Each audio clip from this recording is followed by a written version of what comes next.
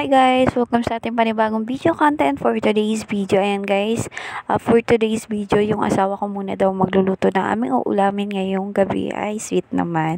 Ayan guys, ang lulutuin niya daw guys ay halang-halang daw kung tawagin sa kanila.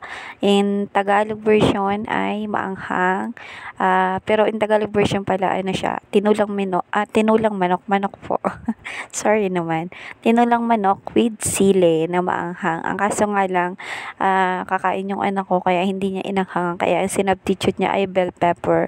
Legit guys, masarap pala yung lagyan yung tinulang manok na ang tawag dito bell pepper, nanunuot yung amoy at saka yung lasa niya guys. Ayan guys, ang bilis lang ng transition kasi hindi niya na pinakita kung paano niya ginisa. Diretso na siya dyan guys kasi tawag dito, na puno na yung storage ng cellphone niya guys.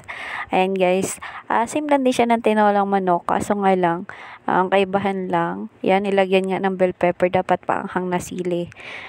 And same lang din ang recipe, meron siyang sayote, talbos ng sili, tapos tanglad, sibuyas, bawang, at saka luya. Syempre, hindi mawawala yung manok.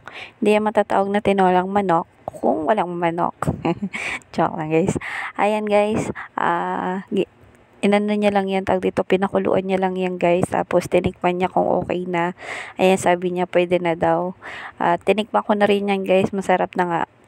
Ako nung natapos siya, nakadalawang plato ako ng kanin. Legit masarap talaga siya guys. Kung try niya na guys. Yan lang guys, thank you sa panonood, at kung hindi ka pa nakapollow, follow ka na, comment and share. Bye bye, thank you.